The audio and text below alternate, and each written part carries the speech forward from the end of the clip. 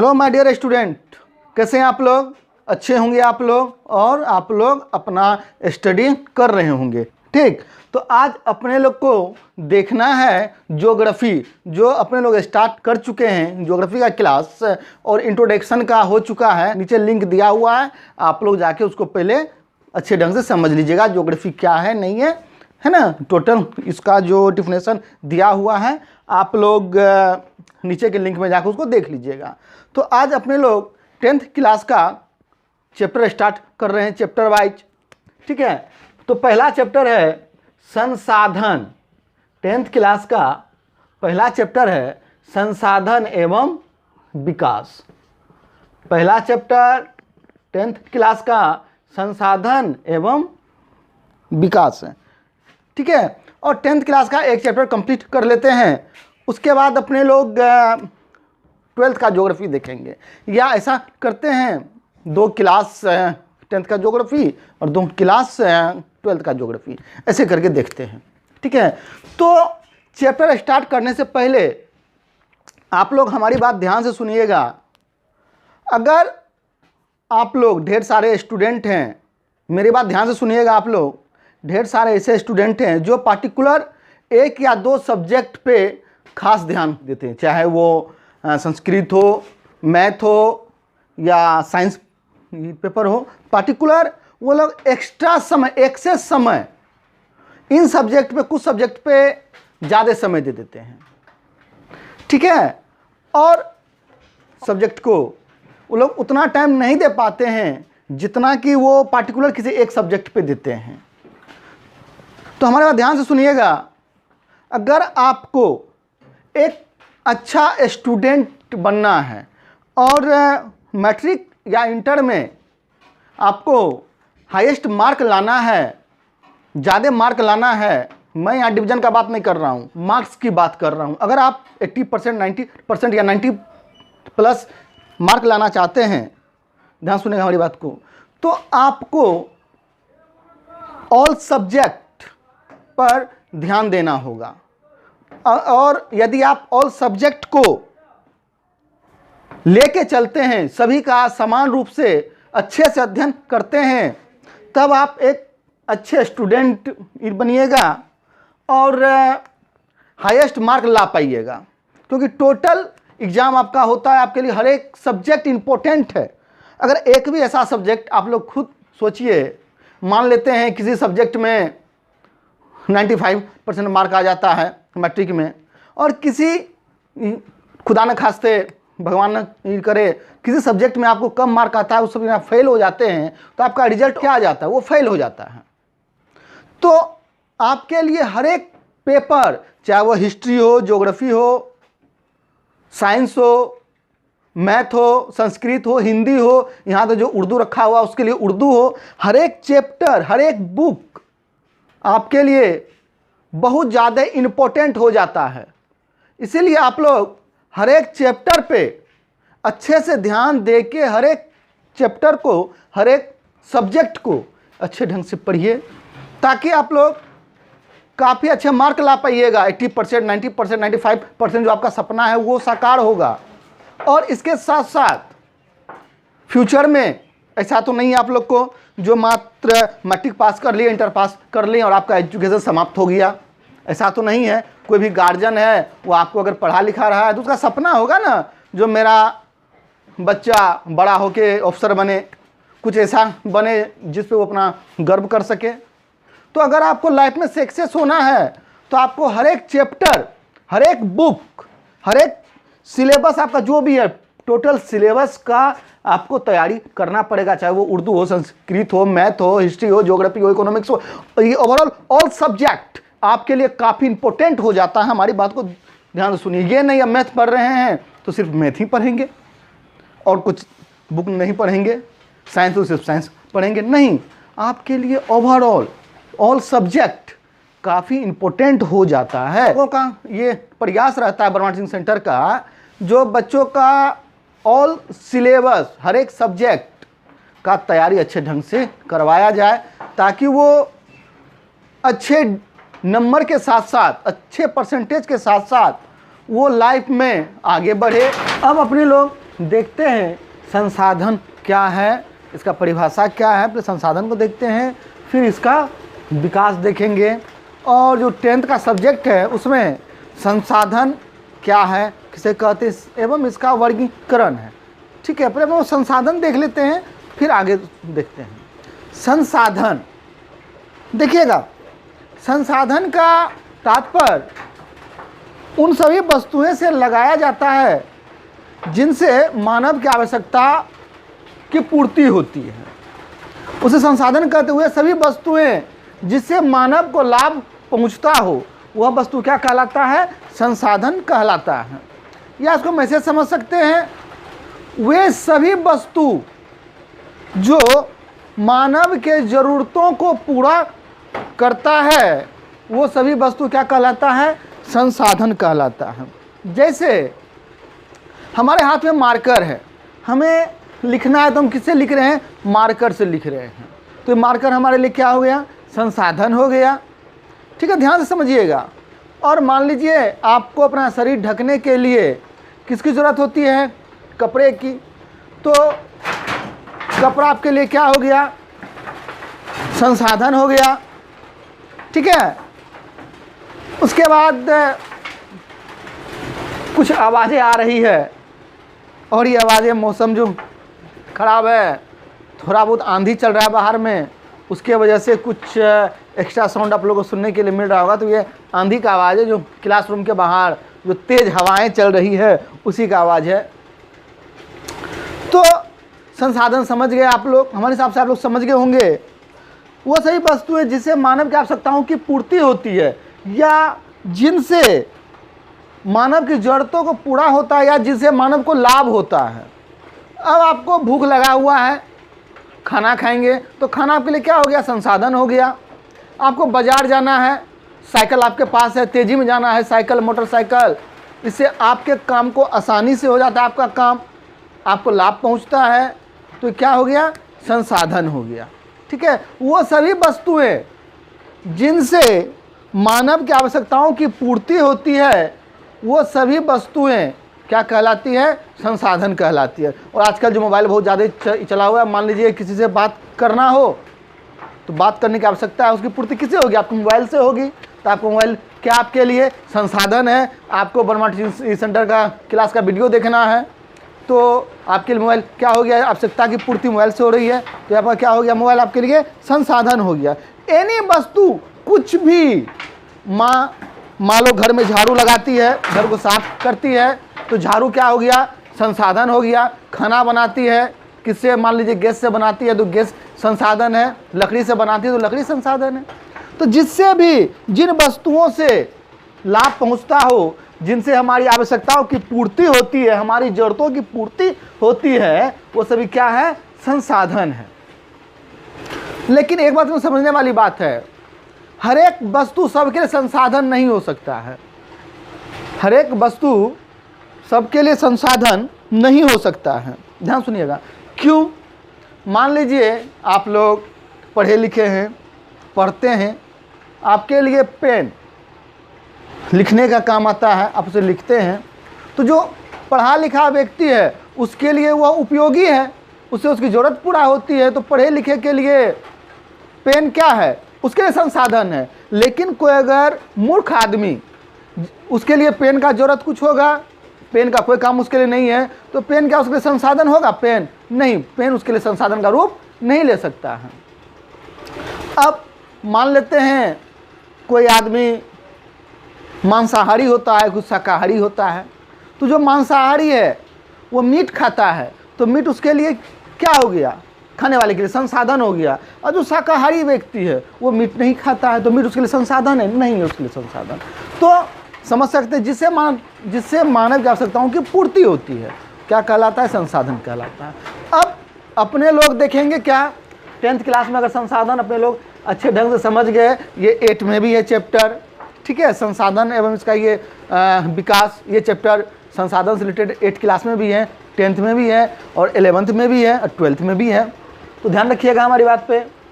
अब जैसे संसाधन अपने लोग समझ गए हैं, ठीक है, संसाधन अपने लोग अच्छे ढंग से समझ गए, अब है इसका वर्गीकरण। 10th क्लास में संसाधन के बाद है इसका वर्गीकरण। तो इसका तो वर्गीकरण 4 आधार पर किया गया है। पूरे संसाधन का वर्गीकरण 4 आधार पर किया गया है। लेकिन ये 4 आधार जानने से पहले अपने लोग ये देख लेते हैं मुक्त संसाधन को कितने भागों में बांटा गया है। ठीक है, अपने लोग 4 भाग में जो उसका 10th क्लास में स्पेशली जो दिया हुआ है संसाधन को 4 भागों में बांटा गया है। लेकिन उसके जानने से पहले अपने लोग क्या करते हैं, मुक्त संसाधन के प्रकार को देख लेते हैं, तो फिर वर्गीकरण पे चलेंगे। तो संसाधन को मुक्त 3 भागों में बांटा गया है। ध्यान दीजिएगा हमारी बात पे। हम आप लोग को थोड़ा सा नीचे के लेवल से पढ़ा रहे हैं और नीचे से ऊपर लेके चलेंगे। ठीक है, क्योंकि कुछ आदमी 8 में 9th में ज्योग्राफी नहीं पढ़े होंगे, तो क्योंकि आजकल तो फोकस हो गया है पार्टिकुलर मैथ साइंस, इसी पे फोकस रहता है और सब सब्जेक्ट पे वो ज़्यादा ध्यान स्टूडेंट नहीं देते हैं, इसीलिए उनको समझने में प्रॉब्लम होगा। इसीलिए हम उसको कुछ क्या कर रहे हैं लो लेवल से, ताकि सभी, क्योंकि आपको हर एक सब्जेक्ट जरूरी है ना अच्छे मार्क के लिए, अच्छे लाइफ जीने के लिए, मतलब ऊंचे पोस्ट पे जाने के लिए लाइफ में, अच्छा जॉब लेने के लिए हर एक सब्जेक्ट होता है बाबू जरूरी। तो अब मान लीजिए अपने लोग लो लेवल से थोड़ा सा देखते हैं नीचे से, फिर उस पर चलेंगे। तो संसाधन को मुख्यतः कितने भागों में बांटा गया है? 3 भागों में बांटा गया है। पहला प्राकृतिक संसाधन, पहला क्या बाबू? प्राकृतिक संसाधन, बराबर अक्षरों में लिख रहे हैं आप लोग के लिए। दूसरा है मानव निर्मित संसाधन, मानव निर्मित संसाधन। और तीसरा है मानवीय संसाधन। देखिए, संसाधन को मुख्यतः 3 भागों में बांटा गया है। पहला प्राकृतिक संसाधन, मानव निर्मित संसाधन और मानवीय संसाधन। ये 3 टाइप में संसाधन को बांटा गया है। इसको हम लोग देख लेते हैं थोड़ा सा शॉर्ट में, उसके बाद अपने लोग 10th के सिलेबस में चलते हैं। तो प्राकृतिक संसाधन क्या है? वे सभी प्राकृतिक वस्तुएं, ध्यान सुनिएगा, वे सभी प्राकृतिक वस्तुएं जिनसे मानव की आवश्यकताओं की पूर्ति होती है, वह सभी वस्तुएं, प्राकृतिक वस्तुएं क्या कहलाता है? प्राकृतिक संसाधन कहलाता है। जैसे हवा, हवा तो प्राकृतिक है, हम लोग जो सांस लेते हैं इसकी ज़रूरत पूरा कौन करती है? तो हवा से होता है, तो हवा प्राकृतिक संसाधन हो गया।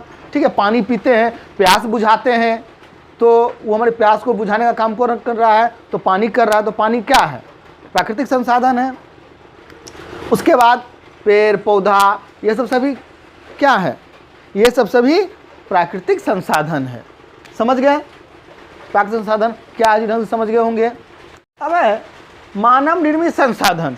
ठीक है, तो जब मानव, ध्यान से सुनिएगा हमारी बात को आप लोग, हम एकदम आसान शब्दों में, एकदम अपने वर्ड में, ताकि आप लोग समझिए, किताबी भाषा नहीं, जो किताब में है, किताब लिए आप लोग को छपा दिए, तो किताब में तो ऑटोमेटिक लिखा हुआ रहता ही सारा कुछ, लेकिन उसको समझाना है हमको, जिसे आप लोग अच्छी ढंग से समझ लीजिए। तो ऑन वर्ड, आसान शब्दों में, एकदम सरल शब्दों में, क्योंकि आप जो एग्ज़ाम देने जाइएगा मैट्रिक का, या दिए होंगे जो आप लोग इंटर में है या इसमें, तो क्वेश्चन पे लिखा रहता है परीक्षार्थी यथासंभव अपने शब्दों में उत्तर दे, वहाँ तो लिखा रहता है। तो मेरे पढ़ाने का जो है एकदम ऑन वर्ड में है।